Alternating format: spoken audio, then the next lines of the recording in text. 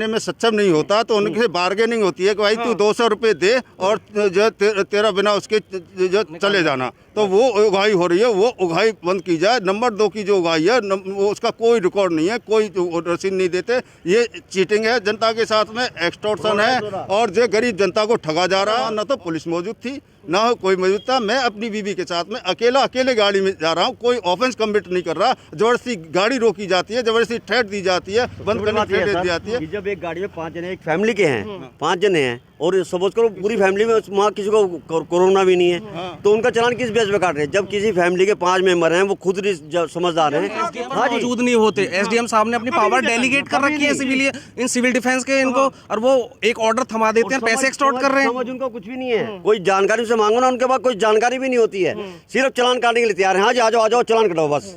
Mask के बिना चालान का जो सिलसिला है वो बढ़ता ही जा रहा है, और जहां पहले 500 का चालान था वहीं कुछ समय पहले दिल्ली सरकार ने इसको 2000 का कर दिया।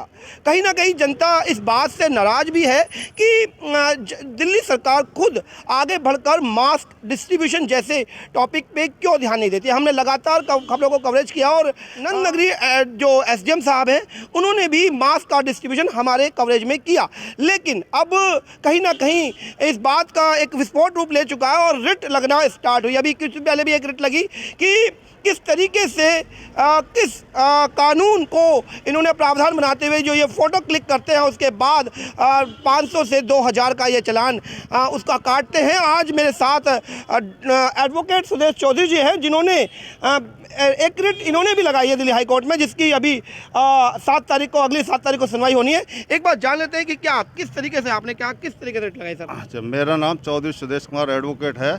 मैं अपने घर से अपनी गाड़ी से जो हरसविहार से चला था और मैं करीब 12:50 के करीब मैं जो नंद नगरी पहुँचता हूँ।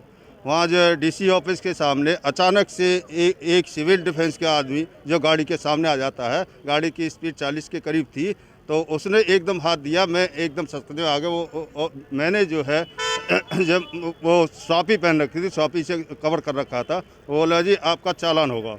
मैंने ये कहा कि एक तो आपका तरीका गलत है रोकने का, आप बैरिकेड लगाइए, वहाँ चेकिंग करिए, तसल्ली से चेकिंग करिए, आपको भी इंजरी आ सकती थी और अदर लोगों के लिए भी वो आ सकती थी, इंजरी आ सकती थी, कोई घटना घट सकती थी। उसके बाद मैंने गाड़ी साइड में लगाई, मैंने कि भाई कौन है यहाँ पे आपका अधिकारी, उन्हें बुलाओ तब बात करेंगे। तो उन्होंने एक बुलाया, मैंने उनका परिचय लिया, मैंने कि आप कौन हैं, आपको क्या पावर्स हैं, आप मुझे बताएं।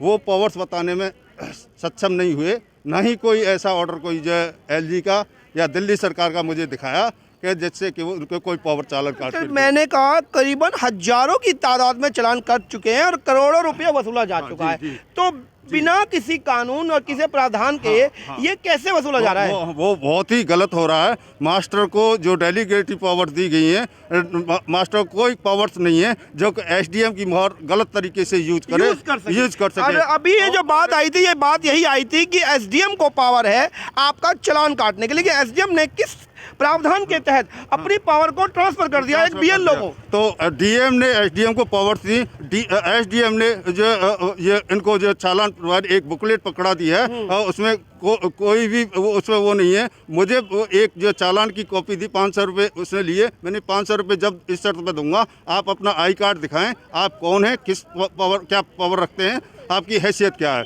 तो मैंने उसकी जो फोटोकॉपी ली, उसकी फ़ोटोकॉपी मेरे पास है आई कार्ड की। तो उसके बाद में मैंने उसे 500 रुपये दिए, तो मैंने रसीद के ला कहा बोले यही रसीद है, यही कुछ है। उस चालान में न तो उन्होंने ये लिखा प्लेस ऑफ ऑक्यूरेंस, कहाँ पे जो घटना घटी, कहाँ पे जो, और ना ही ये लिखा कि किस बात पे चालान काट रहे हो।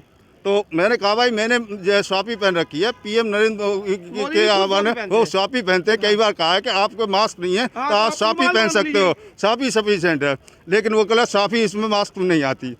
तो उसने मुझे चालान की कॉपी थमा दी। मैंने कहा भाई एसडीएम साहब कहा, एसडीएम साहब वहाँ मौके पर नहीं थे, उनकी पावर्स जो यूज कर गलत तरीके से कर रहे हैं। उन्होंने कहा कि आप पैसे दे दीजिए तो या नहीं तो आपको बंद कर देंगे।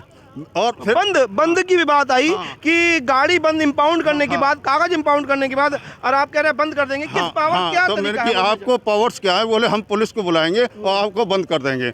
मैंने कि चलो कोई बात नहीं। मैंने ये कहा कि बोले आपसे पहले हमने 20 वकीलों का और चालान किया। मैंने कहा भाई देख ले, मैं इसे चैलेंज करूँगा, एडवोकेट हूँ, कानून जानता हूँ।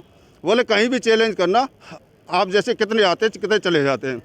तो उसे एक्सटेंशन भी में वो कहा, और दूसरे जो सिविल डिफेंस का था उसने आई कार्ड देने से मना कर दिया और न ही अपना नाम बताया। तो मैं जो चालान लेके चला गया, उसके बाद मैंने चैलेंज किया है और कंप्लेंट दी है डीसीपी को, और कमिश्नर को कंप्लेंट दी है, सेक्रेटरी को कंप्लेंट दी है, सेक्रेटरी दिल्ली सरकार कि भाई किस पावर्स के तहत आपने पावर डेलीगेट कर रखी है। ये अवैध वसूली रोकी जाए, जो इससे गरीब जनता का जो अहित हो रहा है। और मास्टरों को कोई कहीं भी संविधान में पावर नहीं है कि चालान काट सके, सिर्फ दिल्ली पुलिस काट सकती है, उसे पावर्स दी गई हैं। तो मैं अभी तक यही बात नहीं समझ पा रहे हूँ, लगातार रेट बढ़ाए जा रहे हैं, और डीसीडी कई बार जनता के मुंह से केजरीवाल की फोर्स के नाम से जानी जाती है कि केजरीवाल ने अपनी एक फोर्स तैयार कर ली और हर चौक पर खड़े हैं, और मैंने कहा कि वसूला भी जा रहा है और पब्लिक दे भी रही है। कई जगह गवर्नमेंट के ऑफिसों में इतनी भीड़ है जिसका कोई साहब, वहाँ तो कोई इल्जाम नहीं कर, वहाँ कोई चलान नहीं कट रहा। इतनी भीड़ है, जिसका क्राउड इतना ज़्यादा है कि वहाँ पे लोग बीमार हो रहे हैं, और इनके ऑफिस में ही कई जगह ऐसी हैं जहाँ पे पूरी पब्लिक है, पूरा क्राउड है, वहाँ कुछ नहीं इंतजाम है। नहीं, वहाँ सेफ्टी कौन करेगा? वहाँ कौन चेक करेगा? Extortion by the government of Delhi, and they are threatening to advocates that you are not, we are advocates as well as other publics, and they are extorting the extra money from the public. This is very illegal, and we are approaching the High Court on what's the next process by the advocates? जो आपने कहा कि advocate है, कानून को जानते हैं। all advocates are against this type of functions of the government. अभी क्या करने जा रहे हैं next? Next, we are approaching Honorable High Court, and Honorable High Court have already issued the notice against the respondents. Thank you sir. और अभी जैसे कि आपने बताया कि 7 तारीख को सुनवाई के लिए लगाई गई, आपकी पिटीशन कब लगी है और कब? मेरी पिटीशन कल हियरिंग पे थी। कल जो उन्होंने कहा कि आपके जो नोटिस कर लिया उसमें रिप्लाई आ गई है। आपकी जो पिटीशन है, मेन पिटीशन के साथ में सौरभ शर्मा वर्सेस स्टेट जो ऑलरेडी पड़ी हुई है, उसमें केसी मित्तल साहब वकील हैं, तो वो जो 7 तारीख के लिए उसमें क्लब कर दी है।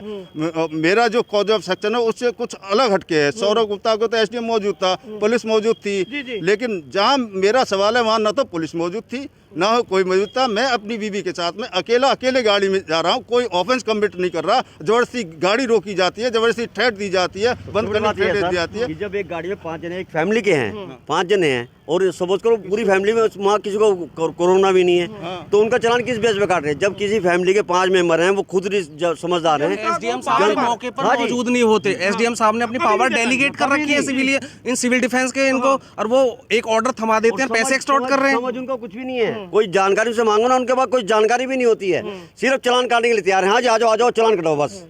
जब आदमी 2000 देने में सक्षम नहीं होता तो उनसे बार्गेनिंग होती है कि भाई तू 200 रुपये दे और जो तेरा बिना उसके जो चले जाना, तो वो उगाही हो रही है, वो उगाही बंद की जाए। नंबर 2 की जो उगाही है वो उसका कोई रिकॉर्ड नहीं है, कोई रसीद नहीं देते। ये चीटिंग है, जनता के साथ में एक्सटॉर्शन है, और जो गरीब जनता को ठगा जा रहा है, और इसको रोका जाए तत्काल, नहीं तो भयंकर वो होगी त्रासदी। और लगातार ये बात तो उठ रही है और हमारी भी मुहिम लगातार बनी रही है। मौजपूर चौक पे जिस तरीके से महिला पत्रकार के साथ भी डीसीडी के पत्रकार ये लोगों ने किस तरह से अभद्रता की थी, उसके बाद 354 का मुकदमा वेलकम थाने में अभी तक लंबित है, और इस तरह के मुकदमे लगातार एडवोकेट से जी जाग जाते हैं। तो कहीं ना कहीं इस बात को चैलेंज जरूर किया जाएगा कि किस पावर और किस तहत के साथ इन प्रावधानों को बनाया गया कि एसडीएम, पहले डीएम अपने आप को एसडीएम को पावर दे देता है, और एसडीएम इन सिविल डिफेंस के लड़कों को अपनी पावर दे देता है कि आप जनता से चालान वसूल सकते हैं।